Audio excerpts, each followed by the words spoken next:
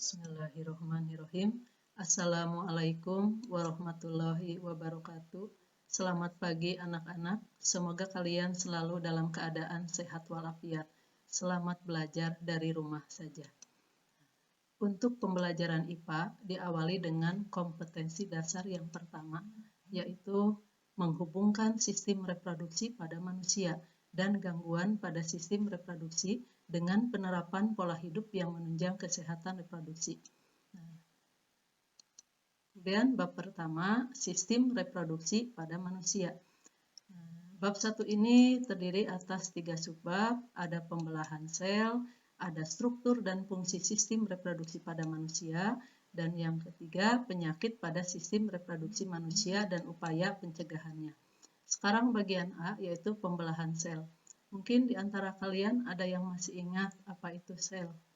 Ya, sel itu adalah bagian terkecil dari makhluk hidup.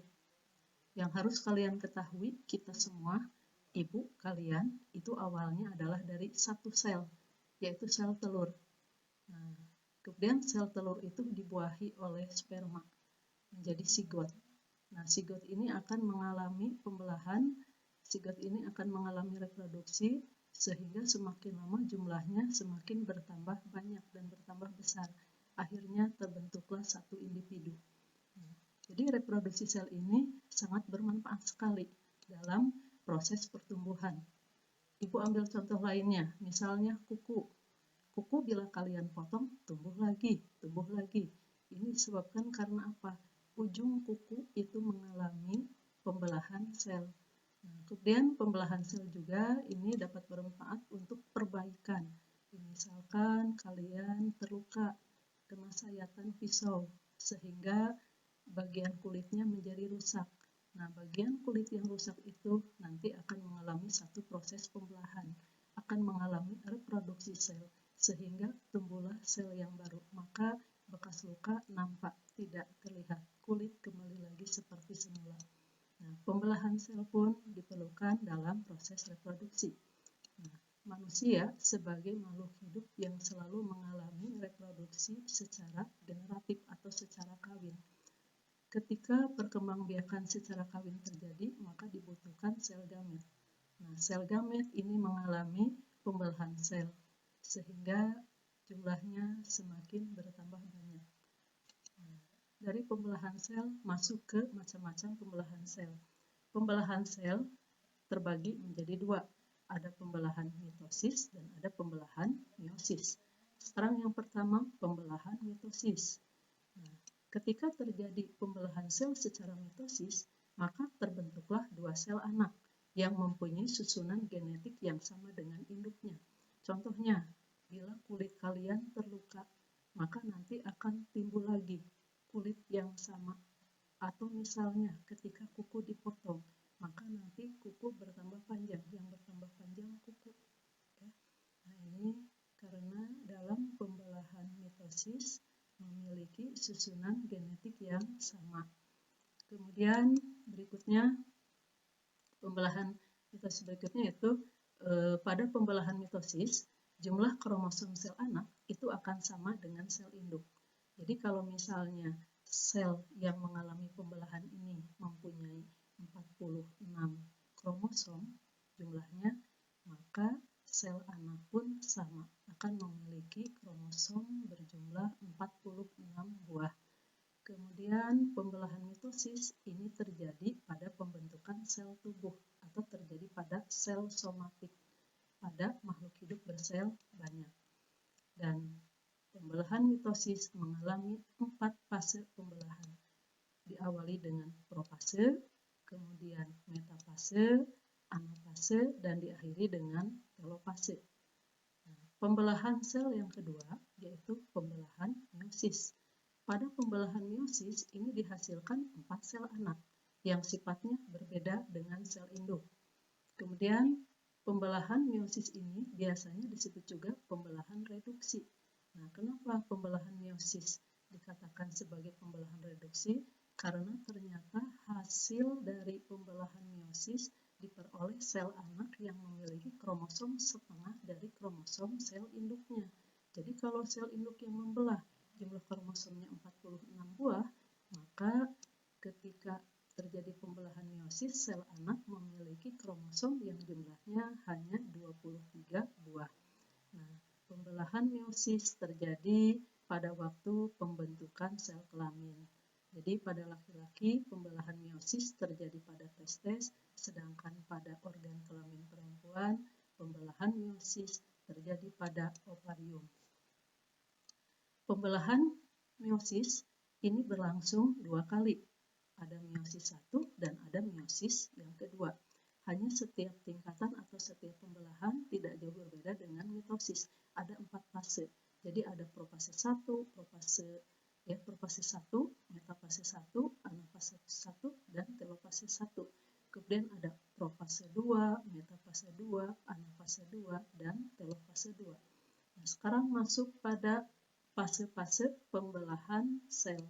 Ya, tadi pembelahan sel ini ada 4 fase, ada profase, metafase, anafase, dan telofase. Sekarang pada pembelahan secara mitosis, ini ada gambar yang menunjukkan pembelahan sel secara mitosis.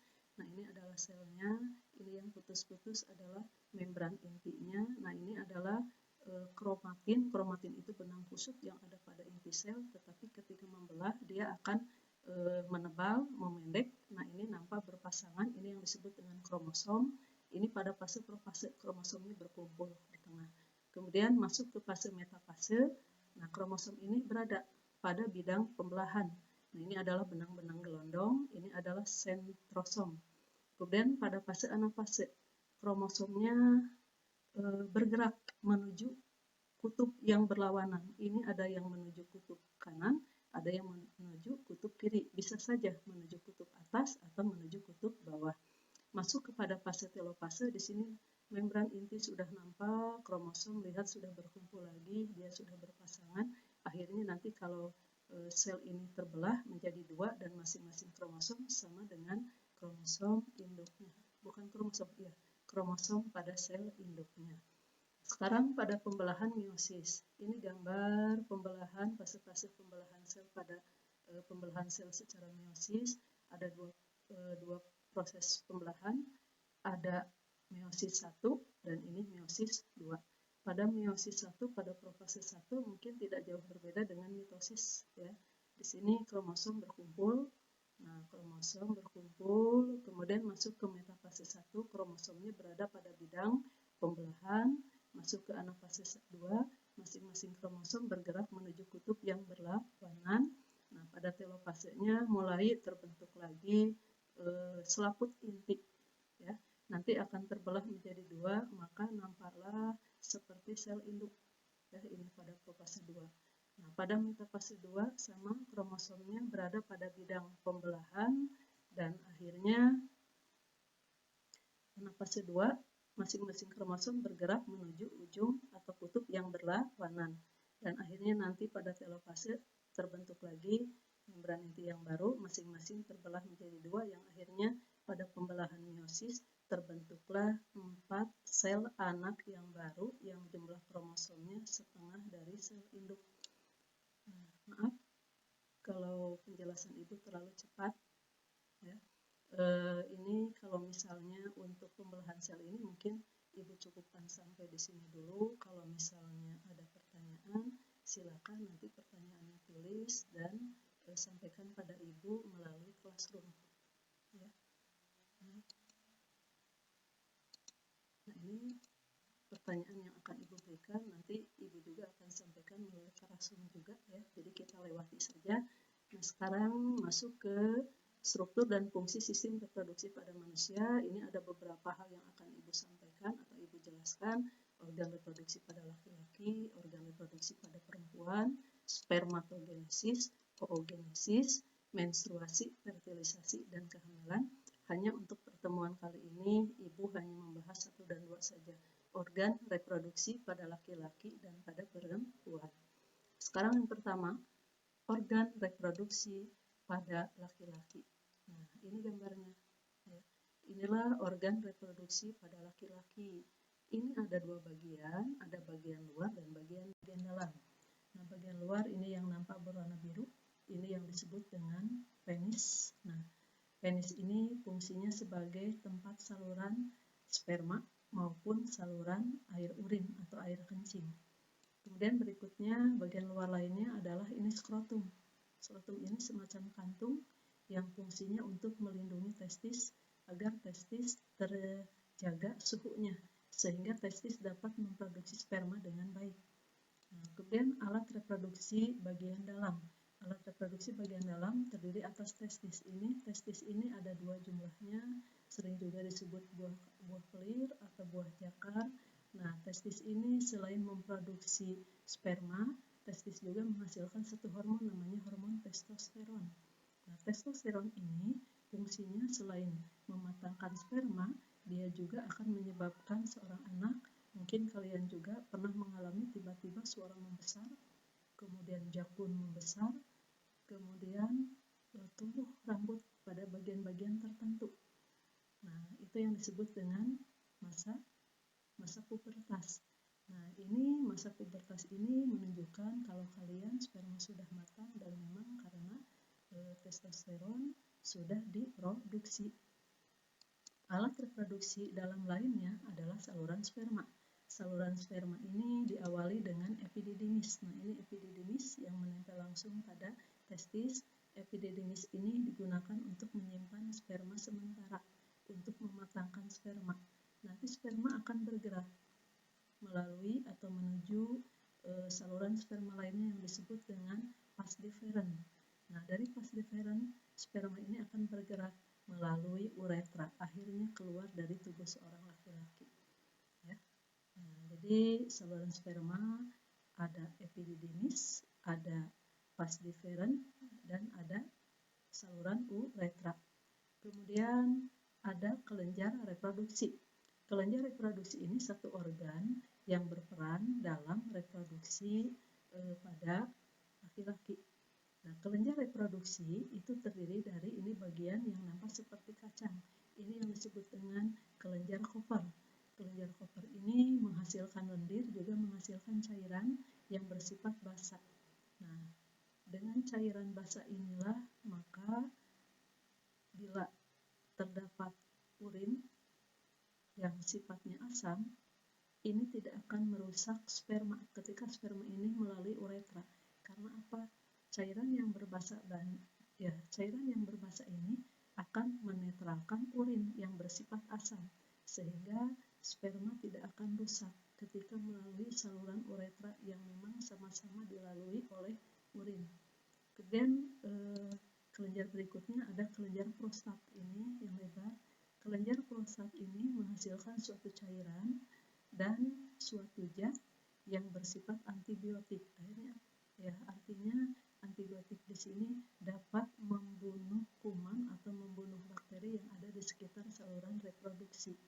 Dan terakhir, kelenjar berikutnya adalah yang disebut dengan kelenjar vesicula seminalis. Ini nampak memanjang. Nah, vesicula seminalis ini menghasilkan suatu zat yang berperan sebagai bahan makanan untuk sperma, yaitu untuk organ reproduksi pada laki-laki. Sekarang kita berlanjut pada organ reproduksi pada wanita. Ya. Organ reproduksi pada wanita, nah ini gambarnya. Organ reproduksi pada wanita ini terdiri atas bagian luar dan bagian dalam. Bagian luar disebut pulpa dan labium.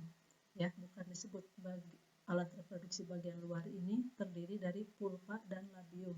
Apa itu pulpa? Pulpa itu semacam celah yang dibatasi oleh labium atau bibir. Di gambar alat reproduksi ini memang tidak digambarkan pulpa dan labium.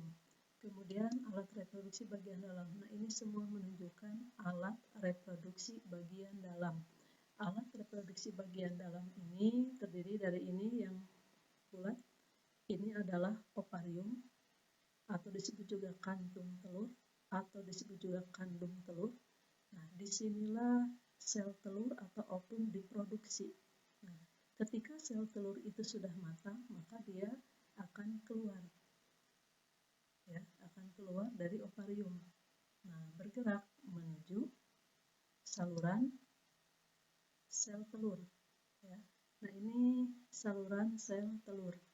Nah, sebelum membahas kepada saluran sel telur, nah ovarium selain menghasilkan sel telur, ovarium juga menghasilkan satu hormon, namanya hormon progesteron. Nah, hormon progesteron inilah yang menyebabkan ovum mengalami pematangan. Nah, sehingga dengan matangnya ovum, maka ovum ini dapat keluar dari ovarium atau dikeluarkan oleh ovarium. Nah, sekarang masuk ke bagian saluran reproduksi. Saluran reproduksi ini terdiri dari opiduk atau tuba Fallopi. Nah, ini opiduk atau tuba Fallopi. Nah, kalau kita perhatikan, opiduk atau tuba Fallopi ini semakin ke bawah ini mendekati ovarium, bentuknya seperti corong, membesar, bentuknya seperti corong. Ujung-ujungnya seperti berumbai, ada rumbai-rumbainya. Nah, opiduk atau tuba Fallopi yang berbentuk seperti corong ini disebut infundibulum. Nah, sedangkan rumbai-rumbainya disebut fimbriae. Nah, fimbriae ini fungsinya adalah untuk menangkap ovum yang sudah matang. Jadi kalau ovum matang ini lepas dari ovarium, dia akan ditangkap oleh fimbriae. Kemudian dia akan bergerak melalui tuba Fallopi.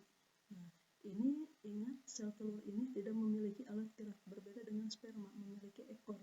Kalau sel telur tidak memiliki alat gerak, dia akan bergerak melalui tuba Fallopi. Nah, disinilah nanti akan terjadi fertilisasi atau pembuahan, terbentuklah embrio. Nanti embrio ini akan bergerak menuju uterus atau rahim. Disinilah embrio akan tumbuh berkembang menjadi bayi. Nah, ya. Jadi uterus atau rahim ini fungsinya sebagai tempat tumbuh dan berkembangnya embrio. Nah, nanti di bagian dalam atau bagian permukaan dalam rahim ini disebut endometrium. Endometrium itu akan mengalami penebalan. Ya.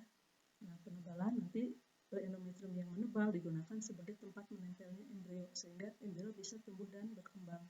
Nanti dari uterus, ya, bayi itu akan keluar melalui satu bagian yang disebut dengan vagina. Nah, ini vagina. Vagina ini penghubung dunia luar dengan uterus atau rahim. Nah, kemudian vagina sendiri dihubungkan dengan uterus atau rahim oleh serviks atau leher rahim. Nah, ini vagina. Pada vagina ini ada selaput tipis yang disebut dengan selaput darah atau himen. Nah, ini selaput darah atau himen ini yang harus kalian jaga, ya, karena ini sangat penting bagi seorang gadis. Nah, ini saja yang ingin Ibu sampaikan. Kalau memang ada pertanyaan, silakan kalian tulis dan berikan melalui Classroom. Nah, ini pun ada pertanyaan yang akan Ibu berikan. Kalau tidak sempat kalian tulis, nanti Ibu sampaikan melalui Classroom. Untuk hari ini Ibu sampaikan sampai di sini dulu. Sekian dan terima kasih. Wassalamualaikum warahmatullahi wabarakatuh.